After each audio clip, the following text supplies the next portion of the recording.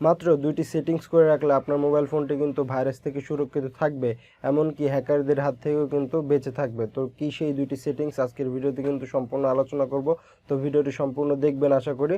তো ভিডিওটি শুরু করার আগে বলে নিতে চাই বন্ধুরা, আপনারা যদি আমার চ্যানেলে নতুন হয়ে থাকেন তাহলে অবশ্যই চ্যানেলটি সাবস্ক্রাইব করে রাখবেন, এবং ভিডিওটি যদি ফেসবুক পেজে দেখে থাকেন তাহলে অবশ্যই পেজটি লাইক দিয়ে ফলো করে দিবেন, যাতে করে নতুন নতুন ভিডিও সবার আগে আপনারা পেয়ে যান। চলুন শুরু করা যাক। তো বন্ধুরা, আমরা আমাদের মোবাইলে চলে আসলাম। মোবাইলে আসার পরে আপনারা সেটিংসে চলে যাবেন। সেটিংসে যাওয়ার পরে এটা আমার হচ্ছে শাওমি ফোন, শাওমির পোকো ফোন। তো আপনাদের ফোনেও ঠিক এরকম কিছু সেটিংস থাকবে, আপনারা খুঁজে নেবেন।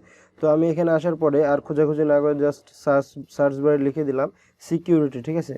সিকিউরিটি লিখে আপনারা সার্চ দিবেন। সার্চ দেওয়ার পরে এই যে নিচে দেখতে পাচ্ছেন সিকিউরিটি স্ট্যাটাস নামে একটা অপশন আছে। তো এখানে আমরা ক্লিক করে দেবো। এখানে ক্লিক করার পরে এই যে দেখতে পাচ্ছেন গুগল প্লে প্রোটেক্ট নামে একটা অপশন আছে, এখানে ক্লিক করে দেবেন। এখানে ক্লিক করার পরে এরকম একটা অপশন আসবে। তো আপনাদের অবশ্যই ইন্টারনেট কানেকশন চালু করে এই কাজটা করবেন, তাছাড়া কিন্তু হবে না।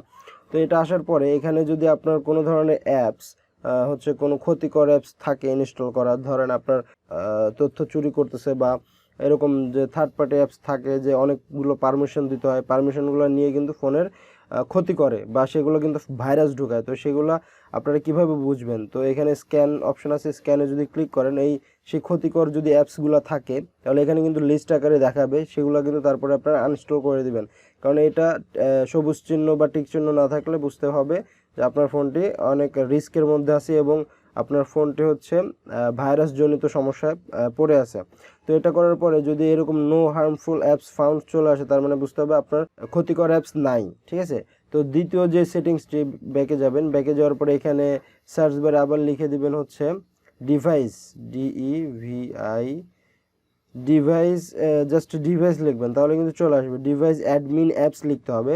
তো অতটুকু না লিখলেও চলে আসবে। এই যে দেখতে পাচ্ছেন ডিভাইস অ্যাডমিন অ্যাপস, এই অপশনটাতে ক্লিক করে দিবেন।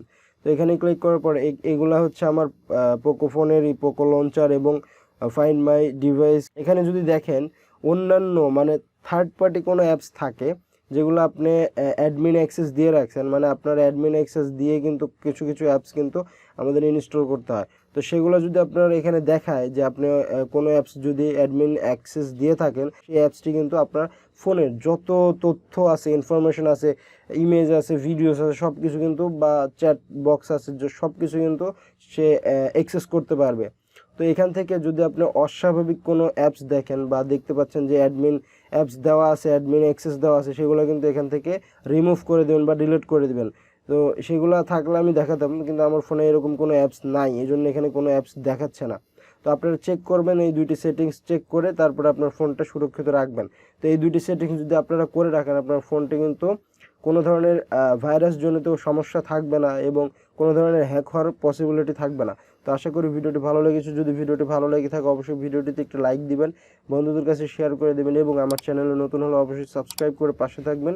তো দেখা হবে নতুন কোনো ভিডিওতে। সে পর্যন্ত ভালো থাকুন, সুস্থ থাকুন। আল্লাহ হাফেজ।